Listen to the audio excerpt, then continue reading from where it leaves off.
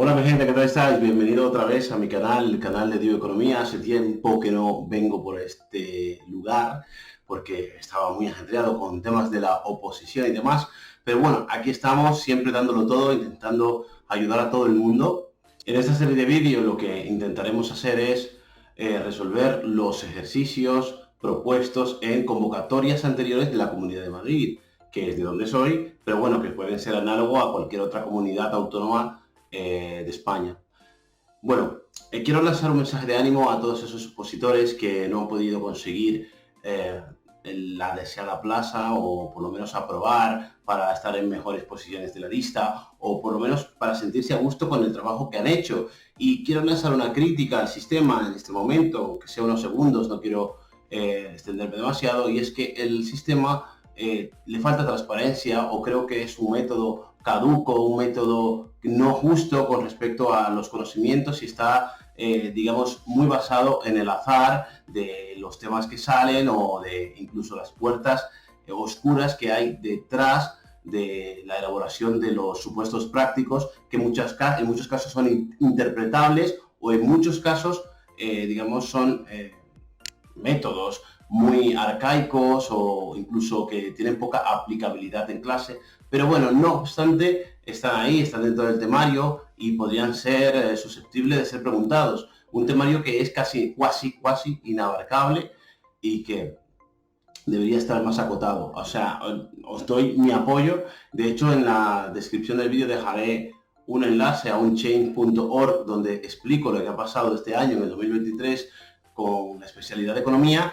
Y bueno, lo podéis leer. Si apoyáis la causa, la apoyáis. Y si no, pues por lo menos quedaros a gusto con que no, si no hay una correlación positiva entre las notas que sacáis y lo que valéis como persona y como profesores, y además cómo se correlaciona esto con vuestro trabajo. Lo digo a mucha gente que ya está trabajando y que lo está haciendo de una manera muy buena.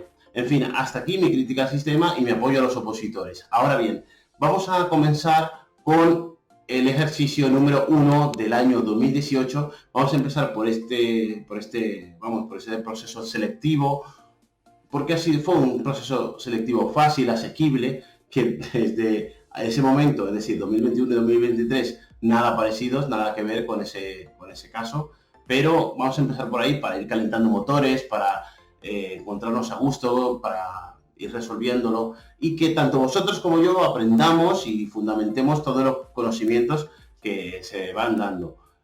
También estoy abierto a que me propongáis otros ejercicios prácticos de otras comunidades autónomas y así aprendo yo, así aprendemos todos y bueno, nos encontramos aquí en este canal. En fin, que sin más dilación, ya después de esta tabarra, doy entrada a este ejercicio. Venga, nos vemos ahora mismo. Chao.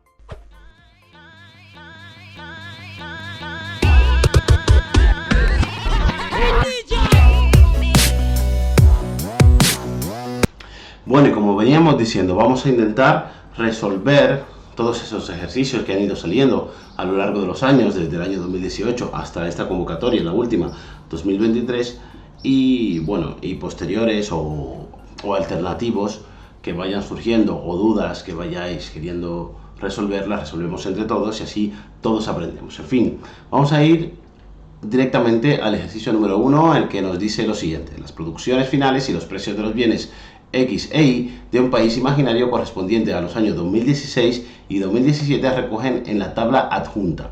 Entendemos que 2016 es el año base, puesto que no nos dan datos anteriores. Esto vamos, de base.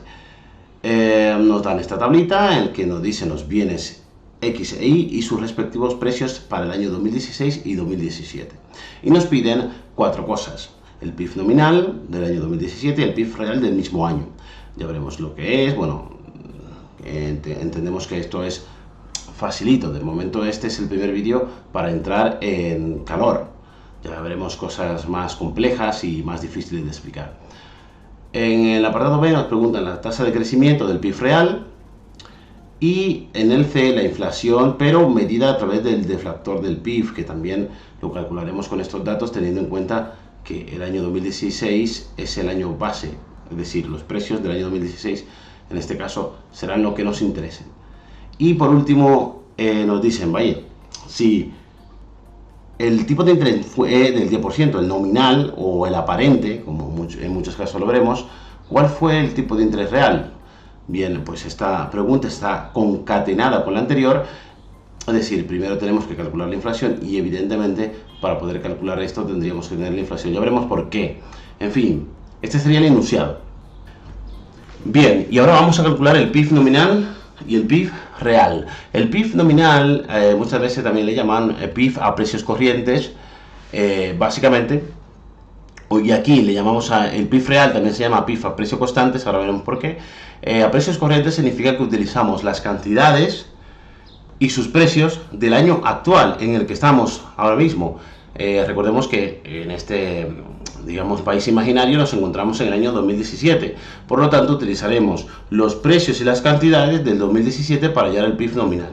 Y el PIB real es teniendo en cuenta la producción que hacemos este año, en el año 2017, pero nos preguntamos qué hubiera sido del PIB si hubiéramos utilizado unos precios del año base. Por lo tanto, le llaman constante por esto, porque todo lo que calculemos, todos los PIB que calculamos, vamos a calcularlo con esos precios constantes. Vamos a dejar los precios constantes y vamos a coger los precios del año base como referencia, ¿no? Bien, vamos a ver esta fórmula y luego ya veremos la del PIB real, que es análoga. Básicamente tiene una modificación. Aquí lo que nos está diciendo es que el Producto Interior Bruto de una nación nominalmente es igual a las cantidades desde I igual a 1 hasta I igual a K en el periodo 1 por su precio. Muy fácil. Folios por su precio, más coches por su precio, más casas por su precio. Ese sería, digamos, el sumatorio y nos diría el PIB nominal a precios corrientes. Y en el caso del PIB real es lo mismo. Desde Q igual a 1 hasta Q igual a K, pero las cantidades son las de este año, del año 2017, pero los precios que hubieran tenido estos productos en el año base. El folio, cuál sería su precio en el año base, el coche o la casa. Bien, numéricamente, para nuestro caso particular, tendríamos que el Producto Interior Bruto es de 135 por 11 más 48 por 42, que nos da 3.505. Y desde el punto de vista real, dejamos las cantidades, como ya hemos dicho aquí, dejamos las cantidades, pero multiplicamos por los precios que hubieran tenido en el año base. Recordemos que estos son los precios del año 2016. Entonces, 135 por 10 más 48 por 40 nos da 3.270. ¿Para qué se hace esto? Para ver cuál ha sido el crecimiento que se ha producido en esta macromagnitud, en el Producto Interior Bruto, debido a los precios. Y el PIB real lo que nos está diciendo es lo que ha crecido realmente. Y es interesante porque, claro, nos damos cuenta, por ejemplo, con respecto al año 2016, vamos a ir atrás, al año 2016, que han crecido la producción, por ejemplo, de los bienes X sí que han crecido, pero la producción de los bienes Y incluso ha decaído. Es importante tener en cuenta el PIB real para analizar cuál ha sido el crecimiento de las unidades productivas que se han necesitado para hacer esos productos, materias primas, trabajadores, etc. Lo que nos está diciendo que hay un crecimiento real de la economía o incluso que hay una disminución del paro porque necesita más trabajadores para fabricar más unidades. Esa es la importancia del PIB real contra el PIB nominal. Bien, bueno, pues ya tendríamos lo que es el PIB nominal, el PIB real, ya habríamos conseguido 0,5 puntos, o sea que bien. Ahora vamos al apartado B, que nos dice, calcula la tasa de crecimiento del PIB real en el año 2017. Aquí tenemos que puntualizar una cosa, hablar de una particularidad del PIB del año base. En este caso recordemos que es el año 2016, que no podemos distinguir, esta es la particularidad, no podemos distinguir entre PIB nominal y PIB real, básicamente porque si atendemos al concepto de PIB real, que es básicamente el PIB calculado con las cantidades actuales por sus precios actuales corrientes, estos precios coinciden tanto para ese año con los precios actuales y coinciden consigo mismos siendo el año base, y por lo tanto no podríamos diferenciar entre PIB nominal y PIB real. ¿Esto cómo afecta al deflactor del PIB? Que ya lo veremos más adelante. El deflactor del PIB. para el año base, por definición, es 100. Esto es lo que le explico a los alumnos. Y ya veremos más adelante también cómo llegamos a esa conclusión. Pero es algo lógico, porque si el PIB nominal entre PIB real es el mismo, siempre me va a dar 1 y 1 por 100 es 100. Ya lo veremos. El caso, PIB del año 2016 es 120 unidades de X por 10 euros, más 50 por 40 para el Y, nos da 3.200 euros, 3.200 millones, la magnitud es indiferente. Bien, aquí lo que vamos a hacer para hallar la tasa de crecimiento es una tasa de crecimiento, o una tasa de variación media, como en algunas especialidades se conoce, que es básicamente saber cuánto ha crecido porcentualmente el PIB con respecto al año anterior. En este caso, como coincide con el año base, con respecto al año base, con respecto al año anterior. Esto también se puede hacer de otra manera, que es PIB actual 2017 menos PIB anterior entre PIB anterior por 100, para dejarlo en porcentaje. Para nuestro caso particular sería de 3.270 entre 3.200 menos 1 por 100, nos estaría diciendo, nos estaría arrojando que ha crecido un 2,1875%. Es decir, la economía realmente ha crecido eso. ¿Qué hubiera pasado si hubiéramos puesto aquí el PIB nominal del año 2017? Que el crecimiento hubiera sido de un 9,4%. ¿Y eso sería una buena estimación o un buen cálculo? Pues no, porque estamos generando o estamos incluyendo el sesgo de los precios, porque la economía no ha crecido tanto. Incluso se puede dar el caso que el PIB real sea negativo, haya decrecido y que se ha producido tanta inflación que nos esté arrojando un dato positivo. Por lo tanto, siempre es interesante calcular la tasa de variación del PIB real para ver si en realidad estamos creciendo a un ritmo, a otro, o incluso estamos decreciendo. Bueno, pues ya iríamos por el apartado C, donde tenemos que calcular la tasa de inflación que se ha producido medida a través del deflactor del PIB. Ya habíamos hablado de esto anteriormente, pero el deflactor del PIB se define como un número índice que recoge los precios, que recoge el crecimiento del PIB que se ha dado debido a los precios. ¿Para qué? Para tenerlo en cuenta, para, digamos, aislarlo, y así de esa manera podemos incluso poner salarios o crecimientos de magnitudes económicas en términos reales, utilizando el deflactor del PIB como la recogida de los precios. Si actualizamos todos los valores, es decir, los salarios nominales los dividimos entre este deflactor, podría estar diciéndonos cuáles serían los salarios reales, a qué equivale ese salario nominal realmente, o qué capacidad de compra tiene el individuo con un dinero en su bolsillo, ¿no? Para esto se calcula el deflactor del PIB, y se calcula así: PIB nominal, donde se tiene en cuenta las cantidades actuales y los precios actuales, y PIB real, donde se tienen en cuenta las cantidades actuales pero los precios anteriores, y así podemos ver el crecimiento. Lo multiplicamos por 100 para generar un número índice, no es para dejarlo en porcentaje. Bueno, lo que he dicho anteriormente, el deflactor del PIB del año 2016 es 100, por definición, y porque el PIB nominal es 3.200 y el PIB real también lo es, por lo que coinciden cantidades y precios.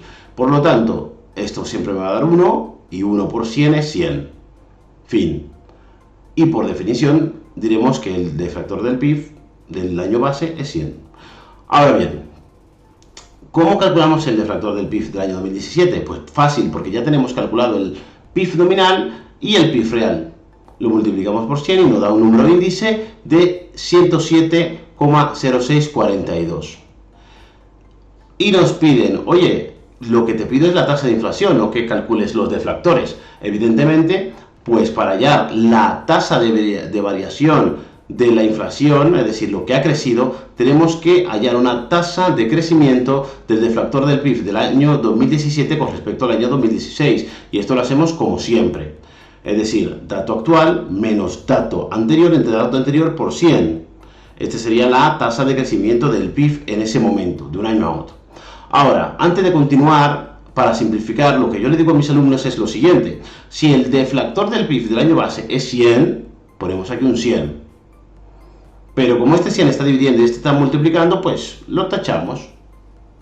Y nos queda una simplificación, que solo pasa, y esto es también interesante puntualizarlo, solo pasa si estamos analizando cuánto ha sido la variación porcentual de la inflación del año actual con respecto al año base, y es básicamente hallar el deflactor del PIB del año actual, 107 menos 100, y ya está, ya lo tendríamos, 107,0642 menos 100 nos da un 7,0642%, y aquí ponemos el porcentaje, porque recordemos que estamos hablando, lo hemos multiplicado aquí por 100, o deberíamos haberlo multiplicado por 100 para hallarlo en términos porcentuales. Nos está diciendo que la inflación de ese año, del año 2017 con respecto al año 2016, ha sido de un 7,06%. Bueno, llegados a este punto ya estaríamos en el último apartado, que nos daría el último 0,5 y ya habríamos conseguido pues un punto y medio. Es un examen sencillo, fue un examen sencillo del año 2018, que haciendo bien este apartado hubiéramos conseguido un punto y medio, que no está nada mal para empezar un examen. Incluso podríamos empezar por este para quedarnos tranquilos, relajar, soltar los nervios, que es una de las tácticas que muchas personas utilizan cuando se enfrentan a este tipo de exámenes. Cogen de los que conocen, a lo mejor el más sencillo, el que más rápido se puede hacer para relajarse, y ya luego se van al que más puntúa. Yo, sin embargo, os recomiendo, y es por experiencia propia, que vayáis por el que más puntúa inicialmente, para, dado que el tiempo, porque nunca da tiempo, están hechos para que vayas muy justo de tiempo, consigas el máximo de puntos posible. Es una cosa que yo como novato cometí el error en su momento. Bien, el caso es que nos dicen, oye, y si el tipo nominal o aparente, como ya he dicho que se llama, fuese del 10% o fue del 10%, ¿cuál fue el tipo de interés real, ¿no? Aquí vamos a mencionar, para darle un poquito de marco teórico a lo que vamos a hacer a continuación, a Irving Fisher, economista estadounidense, que en el año 1930 habla o digamos publica la teoría del interés, en la que dice, oye, el interés real no es igual al interés nominal, o es igual al interés nominal teniendo en cuenta la inflación que se ha producido. Por lo tanto, el interés real, o al interés nominal más bien, hay que deflactarlo. Hay que deflactarlo, es decir, quitarle el efecto de la inflación para convertirlo en interés real. Eso a través de unos cálculos o unos estudios, y se terminó demostrando, porque tiene sentido además financiero, la actualización del interés real, la actualización del interés nominal nos lleva al interés real. Ya veremos un ejemplo básico con el que podemos trabajar en esto. Pero bueno, podríamos pensar, yo qué sé, me lo invento ahora mismo, que todos los años nos dan 500 euros con los cuales compramos 5 cromos. Compramos 5 cromos que valen 100 euros cada uno, son cromos muy importantes. Y el año siguiente esos cromos pasan a valer el doble.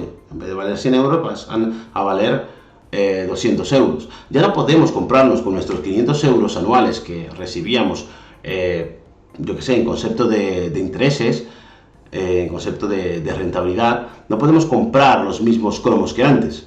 Ya no podemos comprar 5, ahora solo podemos comprar 2, porque la inflación, en términos relativos, ha hecho que nuestro poder adquisitivo sea menor. Por lo tanto, nuestro interés nominal, lo que nos pagan por, yo que sé, un contrato de préstamo, o lo que sea, o lo que le pagamos al banco, no es exactamente lo que nominalmente sería, es decir, en este caso es 500 euros, sino que relativizando, nuestro dinero vale menos.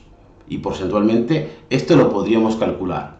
En fin, no lo digo, lo hago. Bien, pues vamos a imaginar, yo qué sé, vamos a imaginar que tenemos 1000 euros y lo metemos en una cuenta que nos pagan anualmente un 10%, y por lo tanto nosotros en principio vamos a recibir 1100 euros. Todos contentos, todos felices, genial. Pero nos dicen, no. Es que según la inflación esperada, que se espera va a ser una inflación bastante alta, no es como si estuvieras invirtiendo 1000 euros, sino más bien como si estuvieras invirtiendo 800. Es decir, estás invirtiendo menos de lo que estarías invirtiendo nominalmente, es decir, en tus billetes suman 1000 euros. en tu contrato pone 1.000 euros, pero realmente la inflación esperada te está haciendo perder poder adquisitivo, y esto lo entendemos con el ejemplo del cromo. Por lo tanto, si la inflación esperada es de 25%, es como si estuvieras ganando 880, y dices tú, uff, ¿qué ha pasado aquí? Voy a hacer mis cálculos, y dices, voy a hacer cálculos sencillos. Para esto que vamos a plantear a continuación, deberíamos tener ciertas nociones básicas de matemáticas financieras, que básicamente lo que estamos haciendo es actualizar estos 1.100 euros con respecto a la inflación. Vamos a suponer que la inflación va a ser el término con el que vamos a actualizar nuestros 1.100 euros para ver qué ha pasado realmente.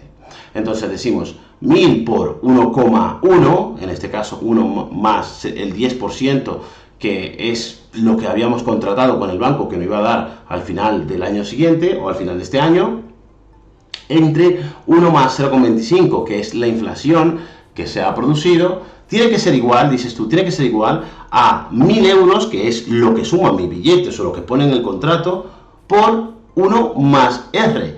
R aquí sería el tipo de interés real, ¿no? Esto debería ser igual, ¿no?